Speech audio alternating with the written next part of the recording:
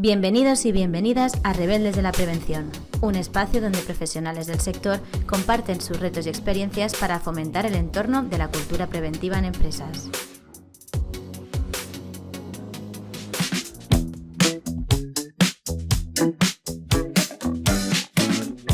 Hola, ¿qué tal? Bienvenidos a un nuevo episodio de Rebeldes de la Prevención. Vamos a hablar hoy acerca de la implantación de los planes de igualdad. Vamos a hablar con Cristina Maestre de Igualia. Vamos a tratar de ir algo más allá de la simple obligatoriedad de disponer de un plan de igualdad, que, como sabréis, pues desde marzo de 2022 todas las empresas de más de 50 trabajadores tienen que disponer de un plan de igualdad. Pero vamos a entrar un poco más en detalle en particularidades del cómo, el por qué y cuestiones interesantes acerca de esto que nos va a explicar Cristina Maestre, que es quien está hoy con nosotros. Bienvenida, Cristina. Muchas gracias, Rodrigo. Encantada de estar aquí. Antes de empezar un poco con lo que es el contenido del podcast de hoy, preséntate un poco, háblanos de la consultora en la que trabajas, Igualia, y cuéntanos un poco tu trayectoria. Pues, bueno, valga la redundancia, Cristina Maestre, soy la gerente de Igualia. Igualia, pues somos una consultoría que nos dedicamos única y exclusivamente a lo que es igualdad, no discriminación y demás. Llevamos trabajando, bueno, yo llevo trabajando en esto unos 5 años, la consultora lleva trabajando pues desde 2004, si no recuerdo mal. Así que llevamos una trayectoria curiosa, así que es verdad que en el momento en el que fue el boom, por así decirlo, de los planes de igualdad, esto fue 2019, y ya os digo que desde 2019 hasta ahora la cosa ha cambiado muchísimo. Y básicamente es eso a lo que nos dedicamos a hacer planes de igualdad, nos dedicamos a formar en igualdad, nos dedicamos a sensibilizar y básicamente pues a lo que estabas diciendo, a ir un poco más allá, ¿no?, de la normativa legal y hacer que esto de la igualdad pues realmente sea un trabajo que si ya que lo vamos a hacer, pues merezca la pena, ¿no? Muy bien. Pues vamos a empezar, valga un poco la redundancia por el principio. Explícanos qué es un plan de igualdad, desde cuándo es obligatorio. Ya hemos explicado que desde 2022 todas las empresas de más de 50 trabajadores deben disponer de él, pero esto ha ido reduciéndose. Empezó siendo un poco más laxo el tema. ¿Desde cuándo es obligatorio tenerlo? ¿Por qué y para qué tenemos que tener un plan de igualdad? Pues la cosa es que yo creo que en general se ha intentado como ir arrastrando cada vez más cuándo era obligatorio, cuándo no era obligatorio. Partimos de la base de que la ley de igualdad viene de 2007. Es decir, desde 2007 se exige que las empresas tengan un plan de igualdad. Claro que en la ley de igualdad me decía las que tengan 250 personas o más. Ahora bien, la obligación de pasar de 250 a 50 no ocurre con el Real Decreto 901, que es el que sale en 2022. Ocurre con el Real Decreto Ley 6/2019, que sale en 2019. Es decir, desde abril de 2019, que es cuando entra en vigor este Real Decreto Ley, todas las empresas de más de 50 personas, de 50 o más, deberían tener un plan de igualdad. Claro, la gente se llevó las manos a la cabeza y dijeron, no, esto es imposible porque de 250 ahora a 50 es un cambio muy grande. Y entonces se hicieron plazos, como plazos para tenerlo registrado. Pero tenerlo registrado no significa no tenerlo. Ahora, claro, pues ya sabes, echa la ley, echa la trampa y aún hoy en día seguimos viendo que hay empresas que tendrían que tener el plan de igualdad, de hecho tendrían que tener ya su segundo plan de igualdad y no lo tienen. Al final el plan de igualdad como tal, lo que dice la ley es un conjunto ordenado de medidas dirigidas a conseguir la igualdad real y efectiva. Claro que así dicho es como muy, muy obvio, luego es, vale, ponte a hacerlo, ponte a conseguir pues esas medidas, que esas medidas tengan sentido respecto a la idiosincrasia de tu empresa, el sector en el que estés, la comunidad autónoma incluso, que los sectores varían mucho. Y ahí, una vez conocidas las medidas necesarias y suficientes, bueno, luego también, ¿y qué es la igualdad real y efectiva? Pues eso es otra cosa. Vamos a intentar saber de qué estamos hablando cuando hablamos de igualdad, cómo podemos implementar esto en la empresa, de qué nos sirve a nivel de empresa, porque luego hay muchos argumentos. Siempre vamos a ver el argumento desde la parte social, ¿no? Ostras, pues queremos que haya igualdad porque es un derecho fundamental de los seres humanos. Pero es que a nivel empresa, si ya nos vamos al otro punto, yo siempre lo digo, si os da igual las personas y os importa vuestra empresa, también os conviene tener un plan de igualdad, porque al final son mejoras, es implementar mejoras en tu empresa. Tienes una obligación legal que te dice, implementa medidas. Ostras, pues hazlo para que esas medidas implementen mejoras y tú vayas y tu empresa crezca, ¿no? Parecería el pensamiento lógico. Y es lo que yo considero que está detrás de esa ley de igualdad. Vamos a mejorar la calidad de trabajo de todas las personas de mi empresa, independientemente de su género, porque sabemos que actualmente, pues por desgracia, sigue habiendo esa discriminación. En el momento en el que se mejora el trabajo, la empresa mejora, es indudable. Y eso es lo que es un plan de igualdad. Hay gente que no, es una obligación legal, no, es una imposición de que ahora hay unas... No, es medidas en tu empresa, un sistema de gestión para conseguir que el trabajo mejore y tu rendimiento mejore y la empresa mejore, ya está.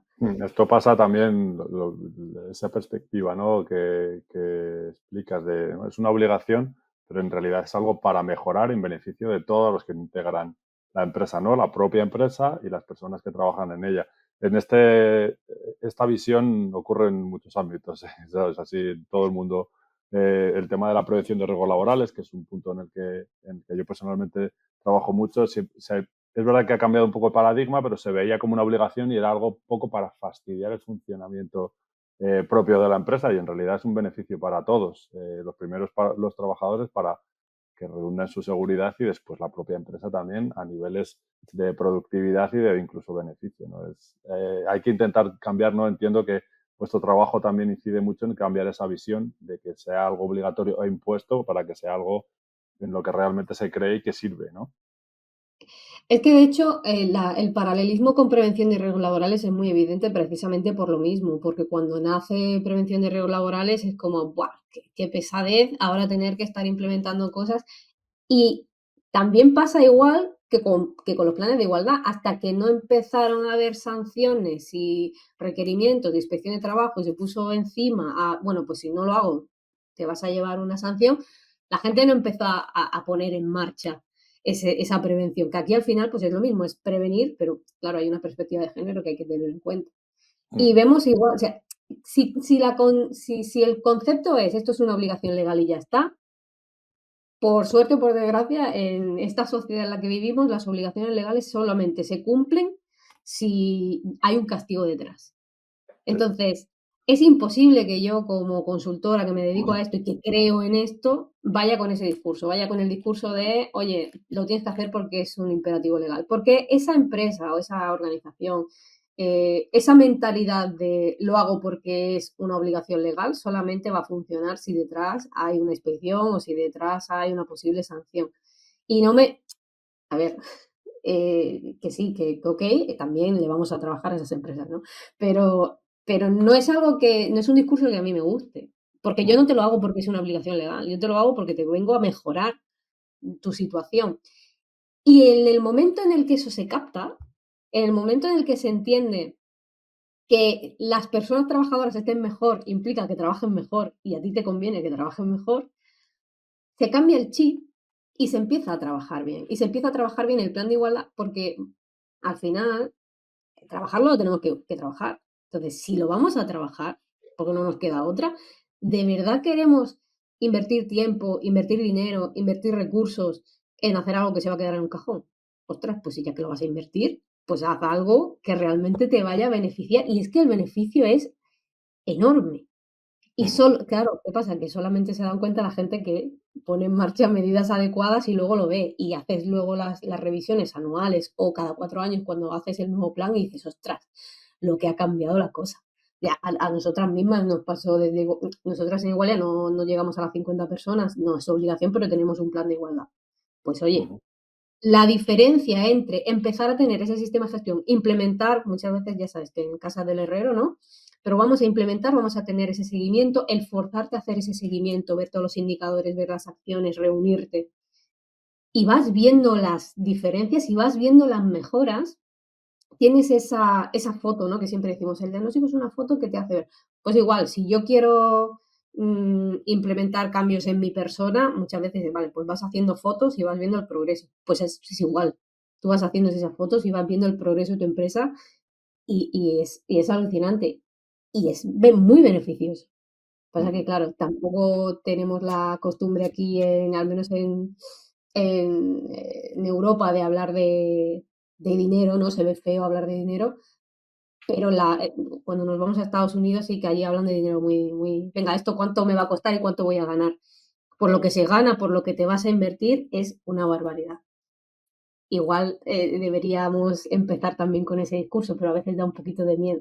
Bueno, sí es verdad que es como monetizarlo todo parece que cuesta, pero es verdad que es una manera de ayudar a que se entienda y a cambiar ese paradigma que dices, ¿no? De realmente eh, hacer ver que va a funcionar y va a funcionar en todos los sentidos. Y el llevarlo a lo económico, pues seguramente ayuda a que funcione. Esto, con la prevención pasa lo mismo, ¿no? Te dicen, invertir 1 euro en prevención te supone un beneficio de X. Pues es Ujú. así, funciona así. Bueno, y para empezar, ya hemos explicado un poco lo genérico. Para empezar a trabajar en la implantación de un plan de igualdad, lo primero, evidentemente, es conocer dónde lo vas a hacer, ¿no? Es estudiar un poco el contexto y qué herramientas utilizas para ello, de qué te sirves. Pues claro, partamos de una base y es que en la igualdad no estamos hablando únicamente de espacios físicos de trabajo. Es decir, aunque sí que es verdad que cuando haga un plan de igualdad yo voy a tener que establecer un ámbito territorial y voy a tener que establecer cuáles son los centros de trabajo que yo tengo, aquí vamos un poco más allá y tenemos que establecer cuáles son los espacios de trabajo, sobre todo porque el ámbito digital es algo que se tiene que tener muy presente del plan de igualdad y específicamente en todo lo que es la prevención de las violencias sexuales y demás. Entonces, yo parto de reconocer cuáles son los espacios de trabajo donde se va a implementar este plan de igualdad, porque la igualdad va a estar en un centro, pero también va a estar en un chat de Zoom o de Teams, o va a estar en un correo electrónico que lo usamos todos los días, ahí donde yo estoy usando un lenguaje, donde yo estoy usando diferentes herramientas en recursos humanos, que todos son políticas, protocolos, etcétera. Eso no son centros de trabajo, son espacios donde se desarrolla el trabajo. Entonces, eso es lo principal. Ahora bien, herramientas. El ministerio nos da muchas herramientas. Algunas son mejores y otras son peores. Pero lo principal es poder establecer datos, lo que nos dice también el 901, que tampoco nos deja mucho a la imaginación. Datos cuantitativos recojo por un lado y datos cualitativos los recojo por otro. Los cuantitativos, pues al final es desagregar. Aquí da igual la herramienta que uses. De hecho, el ministerio no presenta herramientas como tal, hay modelos, pero no presenta herramientas como tal porque literalmente es un Excel. Un Excel como tú te lo quieras montar, desagregando siempre por género, pues el personal jerárquico, niveles jerárquicos, formaciones, promociones, número de hijos, etcétera, etcétera. Es decir, todos los puntos que el 901 me dice que son obligatorios, yo ahí tengo que recoger información. Muchas veces me dicen las empresas, ostras, es que mucha y si no la tengo, claro, si no la tienes no te la vas a inventar. Pero si no la tienes también es un punto que tengo que tener en cuenta en el diagnóstico. ¿Por qué yo no tengo esta información? Es que no tengo mi RP o mi sistema, mi programa de nóminas no me recoge esto. Magnífico. Ya tenemos una acción. Implementar modificaciones para poder recoger estos datos a futuro. Tampoco es muy complejo. Hay muchas cosas que para mí son, pues claro, también lo llevo trabajando mucho tiempo, pero son casi de lógica. Ahora bien, tú tienes todo eso, pero eso cuantitativo, cuando yo empiezo sí que voy a recomendar siempre porque la gente se queda un poco en lo básico, decir, vale, pues hombres y mujeres, porcentajes y ya está. No, a ver, tenemos índices estadísticos muy sencillos, nada complejos, que son el índice de feminización, la brecha de género, el índice de distribución y el índice de concentración. Con esos 4 índices, yo hago mis cálculos y me da una visión muy clara y muchas veces más visual si hacemos gráficas de cuál es la situación actual en el momento en el que yo estoy diagnosticando de la igualdad dentro de mi empresa. El índice de feminización para saber, porque al final el plan de igualdad me dice, yo tengo que identificar la infrarrepresentación femenina. Con ese índice ya lo tengo. En cada área tengo identificada la infrarrepresentación. La brecha, tengo el recorrido porcentual. El índice de distribución, pues eso, lo que nos gusta a todo el mundo. ¿Qué porcentaje de mujeres y qué porcentaje de hombres? Pero, por ejemplo, también tenemos la concentración, que no la veo en ningún sitio, que es, vale, pero del total de mujeres, ¿cuántas en cada lugar? Y del total de hombres, ¿cuántos en cada lugar? Porque yo tengo que conocer la segregación vertical y la horizontal, yo tengo que conocer el techo de cristal y el suelo pegajoso, no me puedo quedar muchas veces precisamente con esa idea de muy capitalista, ¿no? Del acceder a puestos de responsabilidad, que las mujeres tengan oportunidades para llegar a ser tal, ok, genial, magnífico, pero no todo el mundo va a estar en la dirección de la empresa. Las personas que están en otros niveles jerárquicos, ¿cómo están? ¿Cuáles son sus condiciones laborales? ¿Cuáles son esas situaciones más precarias de trabajos temporales, de trabajos peor remunerados? Eso yo también lo tengo que ver. Y a lo mejor yo tengo una muy buena representación de mujeres en la dirección, pero luego resulta que en la base de mi pirámide jerárquica tengo muchísimas mujeres y todas están con las condiciones más precarias. Pues a lo mejor no me importa tanto que haya mujeres en la dirección si eso lo tengo así de mal. Entonces, todo eso yo lo tengo que ver. Pero esa es la consecuencia, no es la causa. La causa son, uno, el sector. Yo tengo que saber lo que me ofrece el sector. Yo tengo empresas que trabajan muy bien la igualdad y que no consiguen que las mujeres suban del 30% en su empresa. ¿Por qué?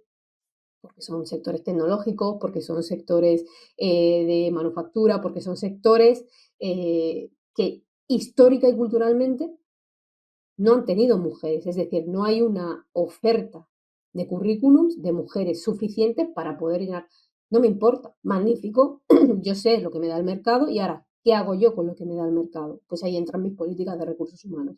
Yo tengo procesos de selección que son equitativos, yo tengo un buen lenguaje, yo no tengo sesgos inconscientes, que los conscientes los conocemos todo el mundo. Nadie, entre comillas, va a sesgar conscientemente a tú eres mujer, no te contrato. Esto es muy raro, se ve aún, pero es muy raro que lo veamos y la gente ya sabe que no es políticamente correcto y no lo hace.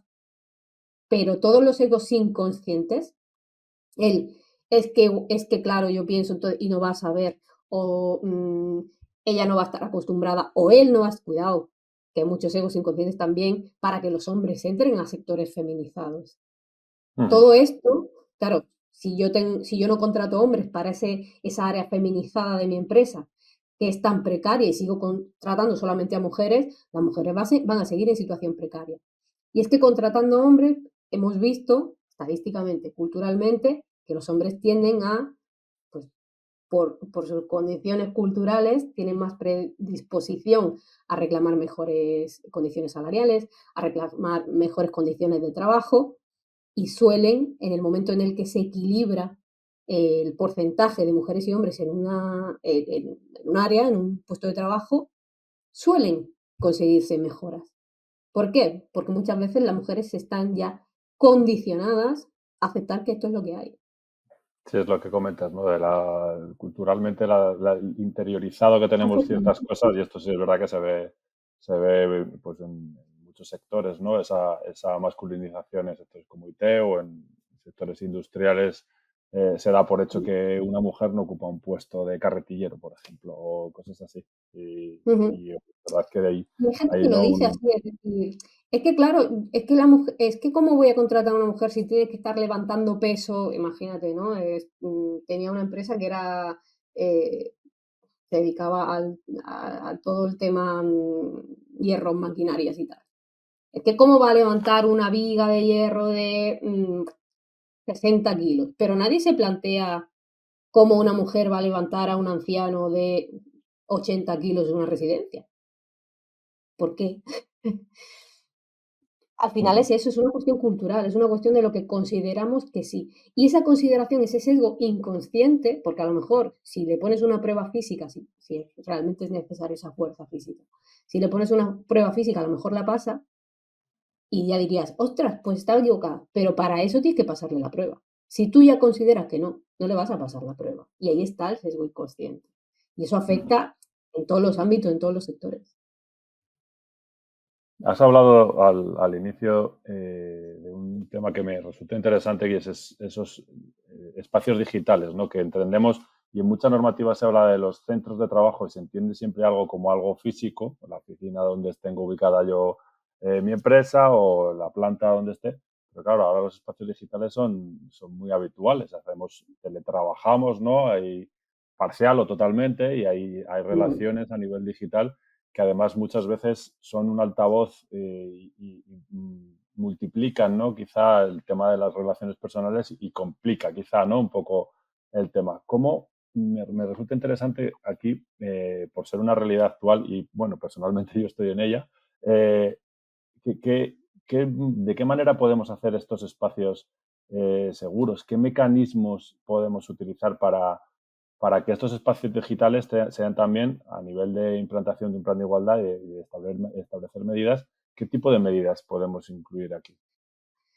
Pues para empezar, eh, determinar muy bien cuáles son los espacios digitales de la empresa, porque precisamente con que todo el tema digital es muy nuevo, aunque no nos lo parezca porque estamos acostumbrados a esa inmediatez y a ese que cada día sale algo nuevo, pero el propio Internet, las propias redes, el cómo se funciona a nivel digital es muy nuevo, lo que significa que lo mismo que pasa en los espacios digitales de la empresa, lo vemos en los espacios digitales sociales.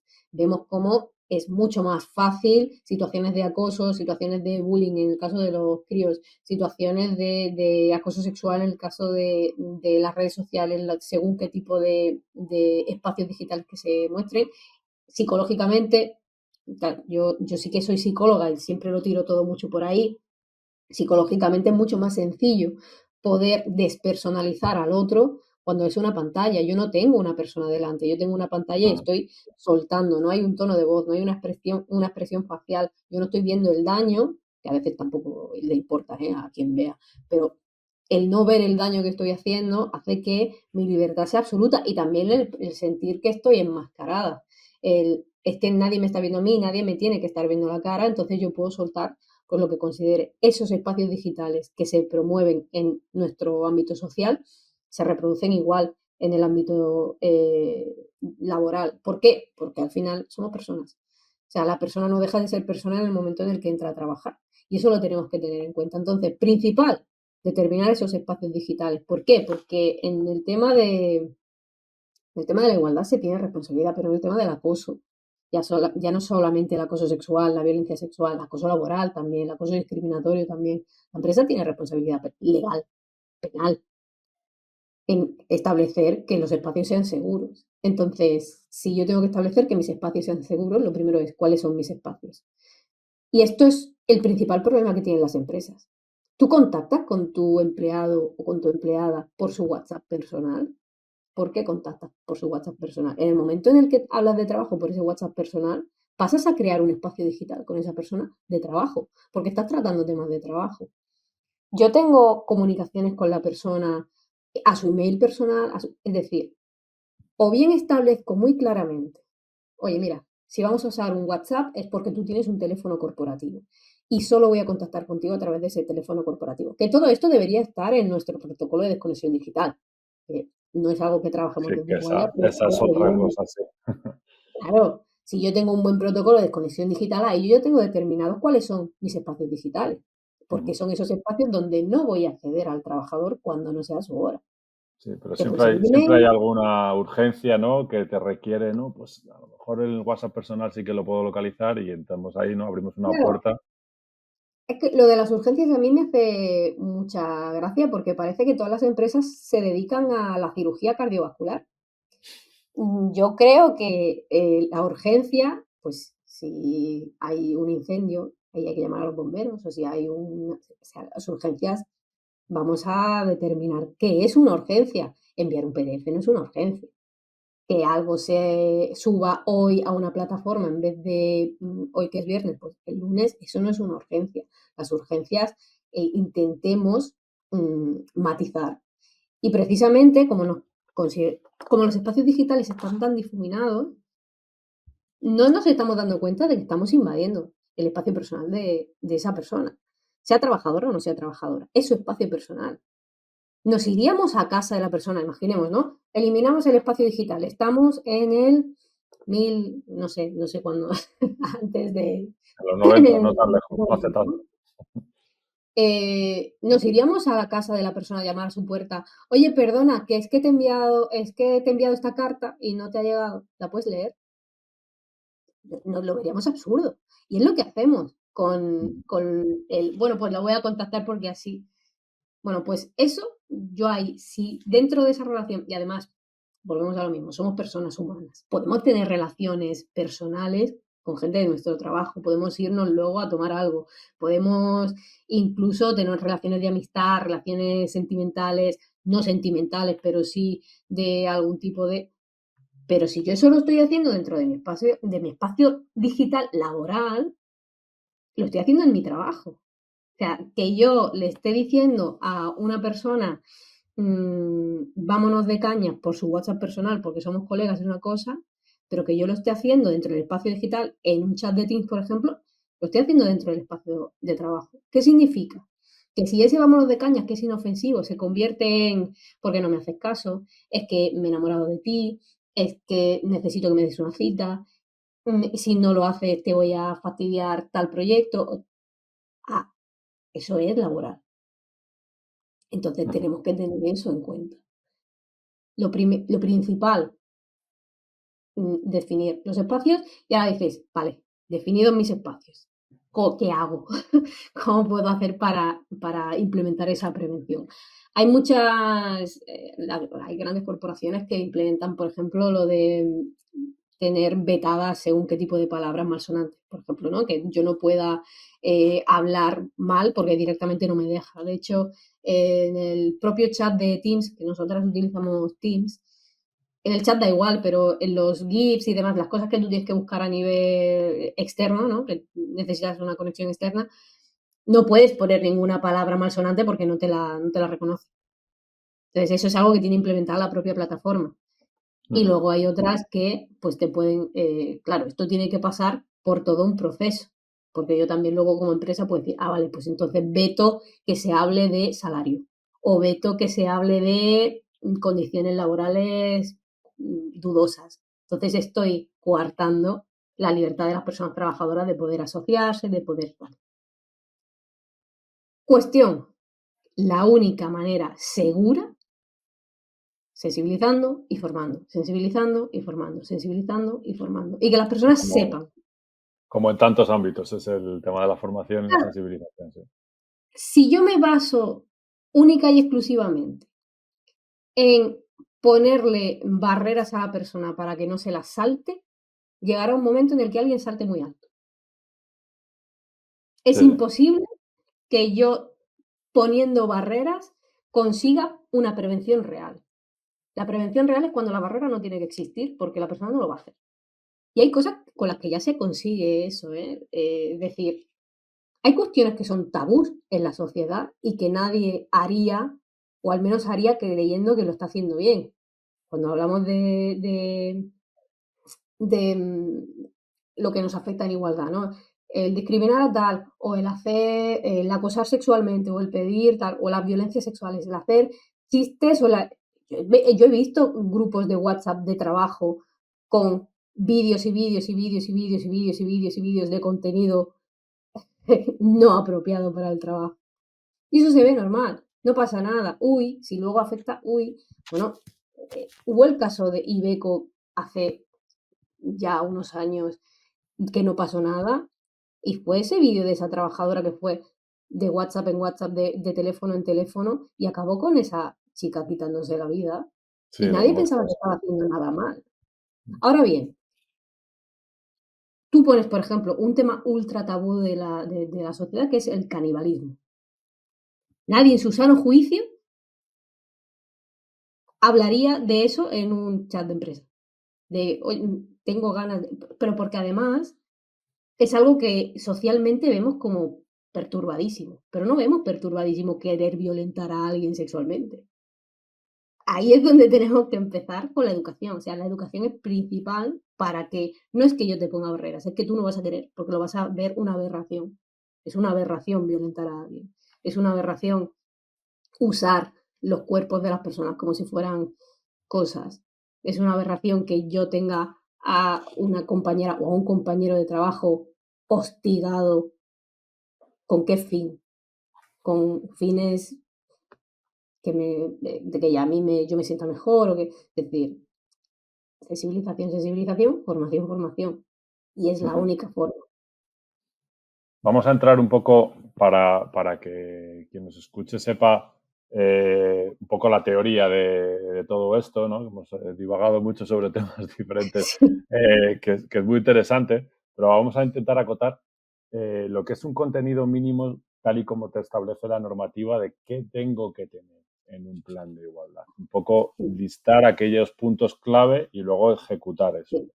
Nos vamos al papel y la ley, tanto la ley en su momento nos decía, como luego el Real Decreto Ley, como luego el Real Decreto 901, que yo siempre en mis formaciones digo, la Biblia. Real Decreto 901 es la Biblia de la igualdad, pues la tenemos que seguir a rajatabla, nos parezca lógica o no.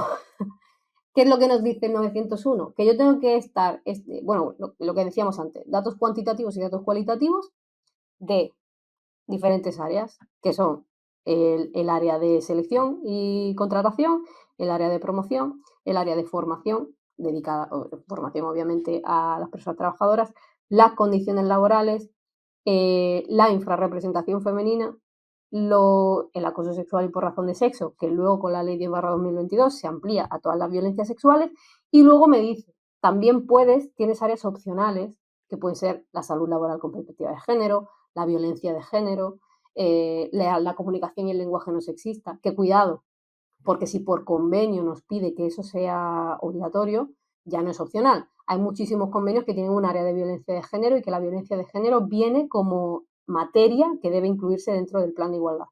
Si en mi convenio dice que violencia de género se incluye en mi plan de igualdad, ya yo no digo, no, es que el 901 me dice que no hace falta. No, mi convenio sí.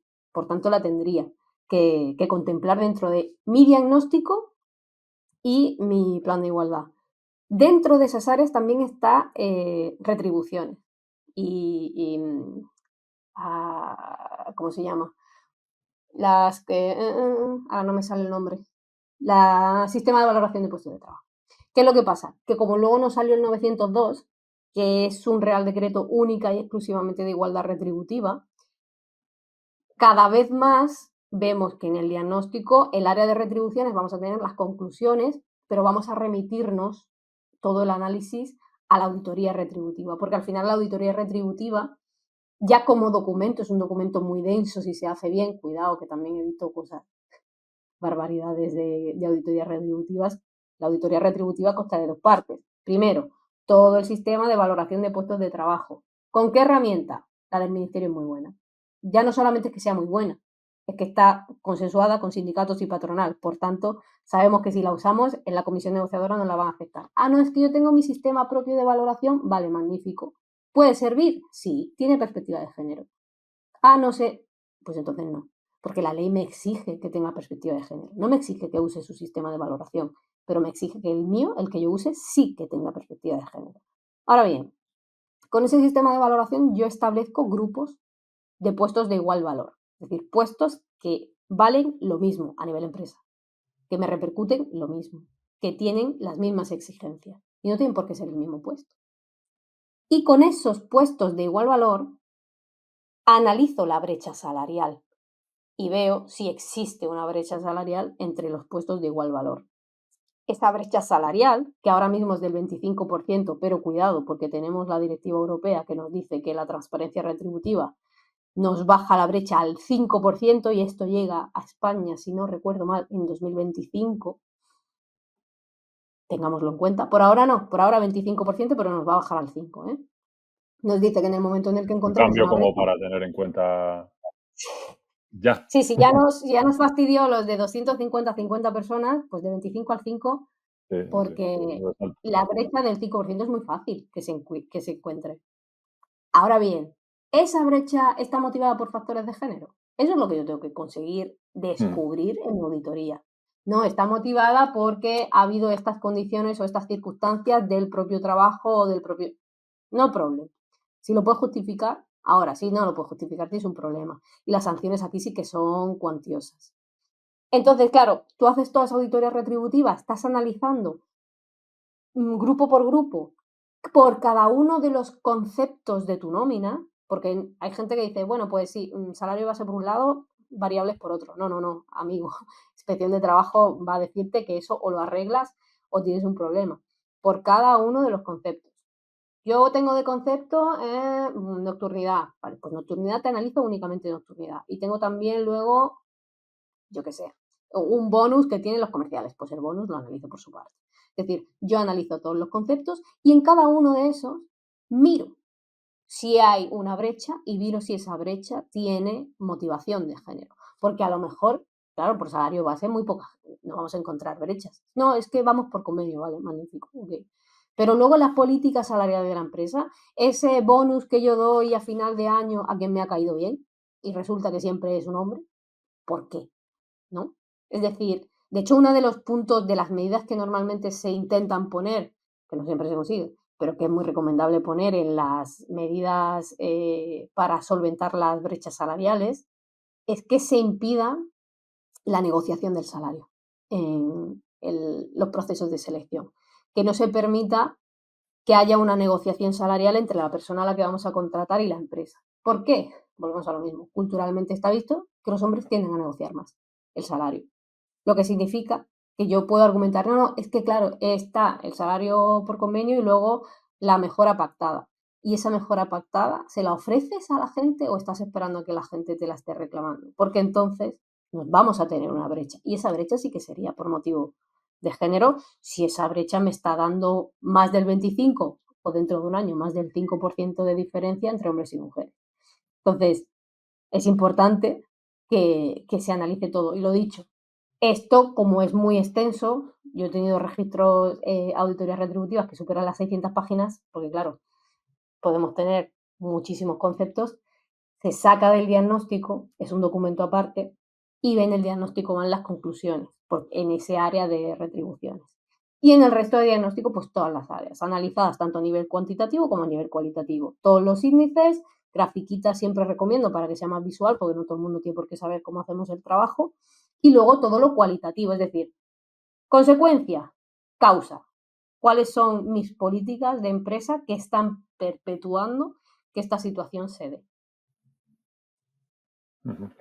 ¿Y cuál es la propuesta que hace Igualia para diferenciarse en estos? En la implantación y en el estudio, seguimiento, porque tendrá una diferenciación, ¿no? ¿Qué es lo que ofrecéis como propuesta de valor que tanto se dice así? Sí, bueno, pues yo voy a decir, claro, yo nunca, ya veis que yo todo lo que es comercial y todo lo que es así tal, huyo mucho de ello porque al final estoy aquí, a lo mejor dentro de un tiempo no pienso igual, pero yo sigo estando aquí por vocación, es decir, yo no estoy diciendo, yo no te voy a vender Igualia, yo te voy a decir que Igualia lo hacemos bien y parece una tontería, pero es que hay tantas entidades o personas que se ponen a hacerlo, que no entienden de qué están hablando y al no entender de qué están hablando no se hace bien. Y tenemos muchos cortes, esa es la suerte o la desgracia de según qué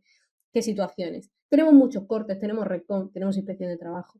Yo lo que te voy a garantizar es que en el momento en el que entres aquí, tu plan de igualdad se va a registrar y va a estar correctamente hecho y no solamente eso, sino que va a implicar un beneficio en tu empresa. No es, bueno, te lo hago, pero luego a ver en la negociación qué tal y luego, bueno, a ver si RESCOM. O sea, a mí no me gusta eso, no me gustan los chanchullos de, bueno, podemos hacer porque hay aquí un resquicio legal que podemos. No. Yo te voy a hacer un plan bien. Te voy a hacer un plan efectivo.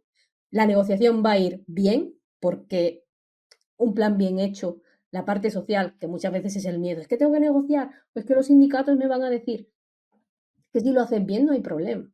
Entonces, lo vas a hacer bien, tu plan se va a registrar, lo vas a implantar, te vamos a ayudar a la implantación, obviamente. Todo lo que necesitas, es que esté en protocolo 11, pues te ayudo, o te doy un modelo, o te doy... O sea, estamos aquí para hacértelo más fácil, obviamente. Si no, no tendría sentido. Entonces, todo el proceso, ya sea elaborar el plan, elaborar los documentos, hacer la auditoría retributiva, hacer el diagnóstico, hacerlo todo, ir a la negociación, explicar las cosas, estar dentro de la negociación para llegar a acuerdos, hacer el registro del plan, hacer la implantación, es decir, todo lo que es igualdad, hacer esa formación, hacer la sensibilización, todo eso yo te lo puedo ofrecer y te puedo decir que está bien hecho y te puedo garantizar que no hay ni un solo plan nuestro que no se haya registrado o que el cliente se haya tenido que ir porque no hemos conseguido registrar jamás, cosa que sí nos pasan que nos llegan clientes rebotados de que me han hecho esto y ahora esto no funciona y me dicen que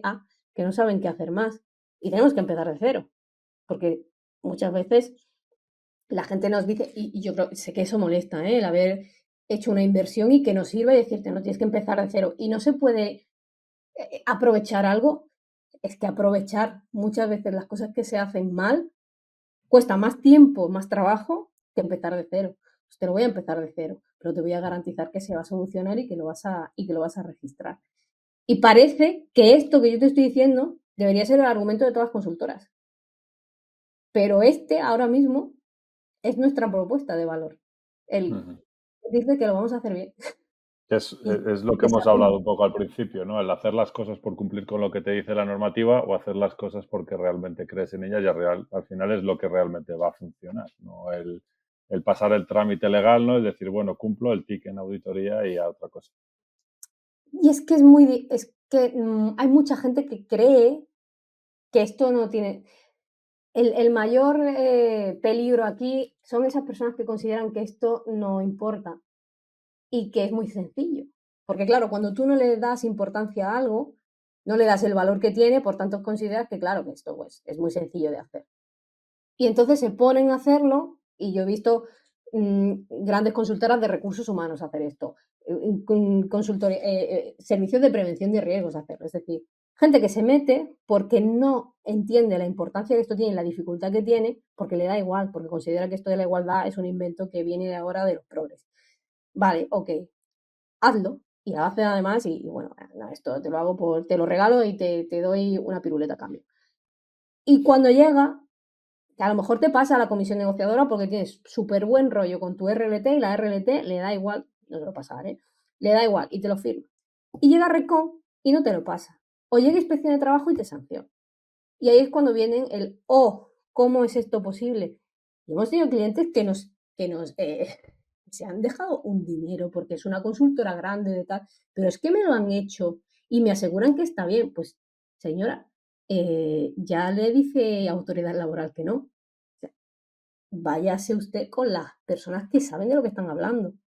Y que además tenemos la mala suerte, o buena, de que tenemos normativa que está constantemente en evolución. Hay constante cambio. Redcom, a mí me hace mucha gracia porque Redcom va cambiando criterios sin avisar. Y cuidado, que no solo hay un Redcom. Está el Redcom, el Registro de Convenios Colectivos y Planes de Igualdad.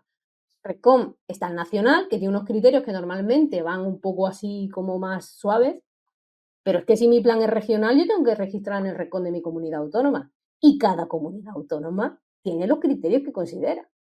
Y no tiene nada que ver registrar en Canarias que registrar en Cataluña. Y eso lo tienes que saber, porque si no, te vas a ver subsanando, subsanando, subsanando, subsanando y subsanando. Y llega un momento en el que, dependiendo del Redcom, a veces te envía otro requerimiento para subsanar o a veces directamente te cierra el expediente y tienes que empezar de cero. Entonces, de verdad lo digo, o sea, son muchas cositas que si no se tienen en cuenta, nos vamos a ver con. Yo he tenido empresas que han llegado diciendo, es que llevamos 2, 3 años y no conseguimos cerrar un plan de igualdad. 2, 3 años sin cerrar un plan de igualdad, eso es una barbaridad. ¿Por qué? Porque hemos ido poniendo parches, porque hemos empezado las cosas mal y luego se intenta, bueno, vamos a arreglar y vamos a poner, esto se puede aprovechar. No, no, no. Empecemos de cero, hagamos las cosas bien y va a ir todo como la seda. Y cuando se cambia el chip, va todo como la seda. Y dicen, anda, qué bien. Qué sorpresa, ¿no? ¿Por qué no lo habré hecho así desde el principio? ¿No? Lo que nos pasa tantas veces en la vida. Hay un punto, lo has comentado ya, pero querría entrar un poco más en el fondo del tema de la violencia sexual. Esto es un poco por la experiencia directa que yo tengo acerca de la Ley Orgánica 10 de 2022, que introdujo esto como un riesgo que deben tener las empresas presente, el riesgo. Muchas veces cuando explico yo esto, ¿y cuál es el riesgo? Bueno, pues el riesgo es la concurrencia de hombres con mujeres. ¿Y por qué solo para las mujeres el riesgo? Bueno, surge este debate, a mí personalmente me surge cada vez que hablo de este tema. Me gustaría que nos explicaras la diferencia que hay entre el acoso y la violencia, qué casos de violencia sexual se pueden dar. Has explicado antes el caso de Iveco, yo creo que eso es un ejemplo muy claro, ¿no? Con además una consecuencia gravísima. pero es un punto que me interesa, ya digo, porque es algo relacionado directamente con la prevención de riesgos laborales y es un tema que está aquí a caballo entre estos mundos. Que en realidad no son dos mundos, es el mismo, pero bueno, son perspectivas diferentes.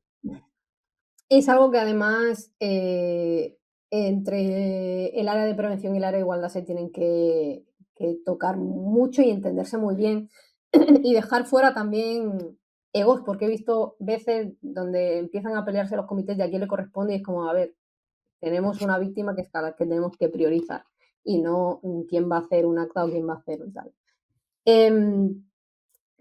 Yo además de ser bueno, yo empecé en esto y aparte de ser ahora mismo gerente, yo sigo llevando planes y sigo llevando sobre todo peritaje. Al ser psicóloga, y ser perito experto en conflictos laborales por acoso, yo perito situaciones de denuncias por acoso sexual, por violencia sexual, acoso laboral, discriminatorio. Para empezar, decirte que cada año nos suben exponencialmente las denuncias por acoso, en general. No solamente yo hago peritajes, muchas compañeras hacen peritajes dentro de Igualia, y la cantidad de peritajes que... Yo he tenido compañeras que están llevando a la vez 3 peritajes. Yo he tenido situaciones que en el mismo mes han entrado 10 denuncias de diferentes empresas, obviamente. Eso antes no pasaba. ¿Qué es lo que ocurre? ¿Hay más situaciones de acoso ahora? No. Ahora la gente denuncia. Ahora la gente crea conciencia de qué no tengo que tolerar, qué es lo que igual no debo permitir en un puesto de trabajo. La gente cada vez tiene menos miedo, por suerte. Y la cuestión es que, claro, el acoso sexual es como que todo lo relativo a la violencia sexual, yo siempre digo que Hollywood nos ha hecho un flaco favor. Porque nos imaginamos a la agresión sexual como ese señor que está detrás de un seto y que va a venir a atacarnos y que no conocemos de nada y que nos va a agredir y tal. Y la violencia sexual no es así. La habitual es mucho más sutil y es mucho más dañina. Porque cuando la violencia sexual ocurre con una situación que empieza con un grooming, ¿no? Que empieza con el acercar a la víctima y el intentar quedar bien con ella y el hacer, pues todo el proceso también que tiene, así que es muy similar al maltrato, ¿no? A las situaciones, a las relaciones tóxicas. Yo no empiezo directamente con una paliza, yo empiezo pues queriéndote mucho y alabándote mucho y voy haciendo, ¿no? Voy viendo hasta dónde puedo llegar.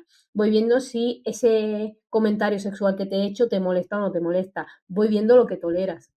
Y voy poco a poco, y ese poco a poco hace que la víctima también tarde mucho más en denunciar.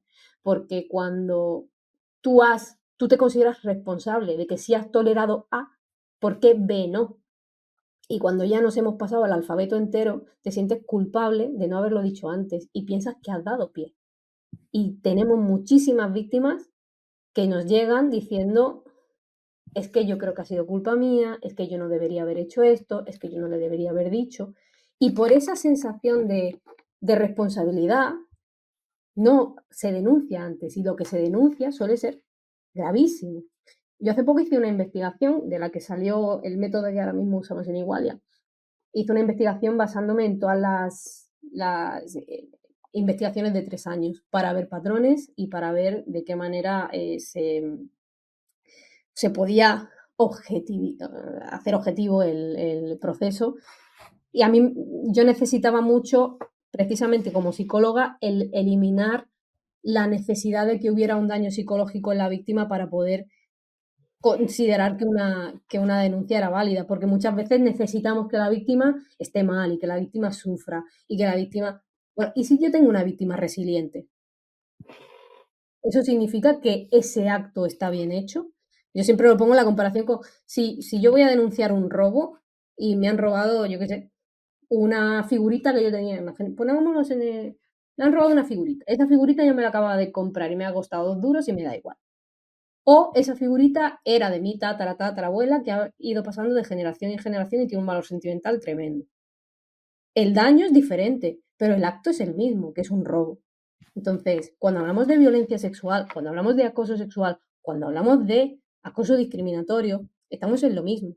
Es decir, independientemente del daño y el poder valorar el daño, porque muchas veces tú no ves el daño psicológico de una persona hasta tiempo después, porque hay diferentes barreras y diferentes herramientas que la persona tiene para que esto no le afecte. Entonces, antes de valorar el daño, yo tengo que valorar cuáles son las acciones. Y recordar que acosar sexualmente o hacer violencia sexual es un incumplimiento de contrato, si nos vamos a poner a nivel de empresa, y que merece totalmente justificado un despido disciplinario.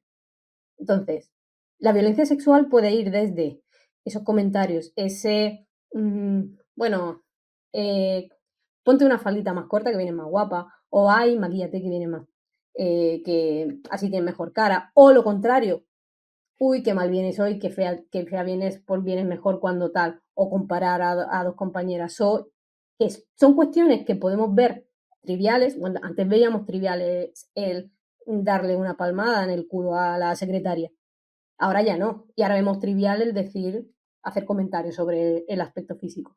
Todo eso, cuando se va no haciendo nada, cuando se va normalizando, va a ir incrementándose, y se va a incrementar hasta el punto de, pues intento tener un acercamiento contigo, o intento pedirte favores sexuales, o intento, por desgracia, y lo estamos viendo cada vez más, intento someterte químicamente. Intento, pues, que según qué situaciones laborales, pero más distendidas, puedas tomar alcohol de más, o puedo ponerte algo en la bebida. O sea, el tema de poner cosas en la bebida en ámbito laboral lo estamos viendo mucho. Sí, Y mira, me sorprende esto mucho. sí, sí.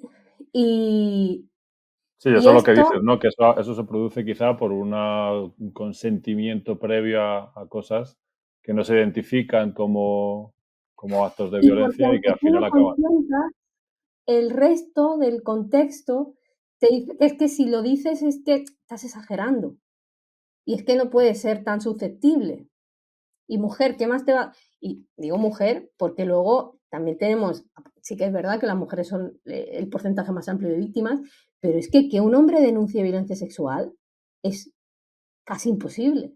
Porque el hombre no solamente tiene que lidiar con esa sensación de culpa y de es que lo he podido tolerar, es que el hombre además va a lidiar con y te vas a quejar, qué suerte Claro. tienes. Es que encima al hombre se le presupone deseo, se le presupone que eso le tiene que gustar. Que tener una compañera o varias compañeras constantemente haciéndole comentarios sobre su físico, sobre su cuerpo, sobre querer tener relaciones sexuales con él, que eso tiene que halagarle, porque es un hombre, y si no, no es tan hombre. Entonces, es muy difícil ver que un hombre consiga dar el paso para ¿Y os denunciar lo una habéis violencia. encontrado? Esto tengo yo curiosidad sobre, ¿habéis encontrado algún caso? Sí, Mm. pero mínimo, ¿no? El porcentaje es Mínimo, pues reducido. normalmente vienen rebotados. O sea, vemos que denuncian por acoso laboral y cuando empiezas a mirar ese acoso laboral dices, ostras, es que no es un acoso laboral, es que aquí hay, y les cuesta trabajo, y ellos mismos, igual que las chicas, se sienten responsables de haber dado pie, de no haber puesto límites, de no haber tal, ellos mismos cuando le estás diciendo, ostras, es que esto no lo puedes conseguir, es que esto está mal, esto no te lo tiene que hacer, esto no te lo tiene que decir. Y ellos mismos dicen, bueno, es que da igual, es que tampoco es para tanto. No, si es que esto no es lo que más me afecta, Ya. baja la Quita barrera. O sea, importancia, ¿no? claro, esto es una situación, es lo primero que hay que hacer también. Esto es un espacio seguro. Baja la barrera y que si a ti esto te molesta y a ti esto te hace sentir incómodo y te hace sentir un objeto y asqueado contigo mismo muchas veces, dilo. O sea, pero sí que es cierto que cuando se denuncia la propia empresa, por eso digo, la sensibilización y la formación es muy importante. Porque las propias personas de recursos humanos y tal están muy concienciadas, incluso las que están muy concienciadas con este tipo de casos, no se imaginan a un hombre como víctima. Y cuando lo tienen delante no saben reconocerlo. Ujú. Ya para terminar, me gustaría que habláramos, volvemos un poco al tema más aburrido de este mundo, que es quizás lo legal, pero Sí. bueno, al final es en lo que se basa y es de donde partimos, ¿no? ¿Y qué novedades? Hace poco ha salido una noticia, yo sí que me enteré de una norma ISO acerca de esto, ¿Qué supone esta normativa? ¿De qué trata? Cuéntanos un poco, tú que eres experta, porque yo la verdad es que me pilló sorprendido saber incluso que hay normativa ISO para directrices Mm. de este tipo, de promoción e implementación de igualdad de género. Cuéntanos un poco más. Bueno, el tema de la norma ISO es algo que se llevaba barajando desde hace muchísimo tiempo, pero no llegaba a salir. Y, y realmente, pues a ver, si hay ISOs para prácticamente todo, decíamos, hay ISOs de calidad, hay ISOs es decir, era como el paso lógico, ¿no? Que hubiera una ISO que bueno, que te dijera, porque cuidado que esta no es certificable, es decir, Ujú. Sí, es no se puede. importante saber remarcar esto, ¿no? Claro, Cuando... sí, sí. Bueno, ya he visto que hay gente que está ya cada vez que salen estas cosas, sobre todo las empresas que tienen que les gusta tener todas sus certificaciones y todos sus sellitos así ahí monos, cuidado que esta no se certifica. Estos son guías, son cuestiones, pues eso, una forma de darte pautas sobre cómo llevar bien la igualdad. No es algo, si os leéis bueno, si os leéis, no, si la compráis, eh, no nos dice nada nuevo. Al final la ISO, tened en cuenta que España es uno de los países que más legislación tiene en materia de género, que más específico tiene todo lo que es un plan de igualdad, todo lo que es gestionar la igualdad dentro de la empresa. Entonces no nos está diciendo realmente nada nuevo. Ahora bien, ¿que es conveniente transformar el plan de igualdad en un sistema de gestión? Sí, o sea, si ya nos viene bien las propias acciones calendarizadas por obligarnos, y ese al final es eso, no es cuestión de darle más importancia o que lo vayamos a hacer mejor per se, lo vamos a hacer mejor porque vamos a decir, vale, pues yo tengo en el calendario que en esta fecha tengo que tener esta documentación hecha y en esto tengo que tener estos indicadores y me estoy obligando a llevar un seguimiento y cuando me obligo a hacer un seguimiento voy a prestar más atención. Si presto más atención la cosa va a salir mejor. Entonces, esta norma ISO sirve para eso, para establecer las pautas de cómo llevar a cabo pues una gestión de la igualdad. Ahora bien, existen sistemas de gestión. En igualdad trabajamos con el sistema de gestión SGI, que es un sistema de gestión implementado que además se certifica, es una certificación privada.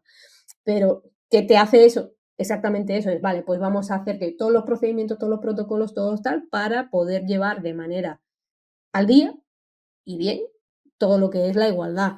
A nivel de cumplimiento legal en España, porque esta certificación yo sobre todo la he trabajado bastante en Latinoamérica, Ujú. pero lo primero es cumplir la normativa legal del país, no es lo mismo la normativa legal en, yo qué sé, yo he estado en Bolivia, en Argentina, en Chile, no es lo mismo que la normativa legal española, tampoco es lo mismo en Reino Unido o en Alemania.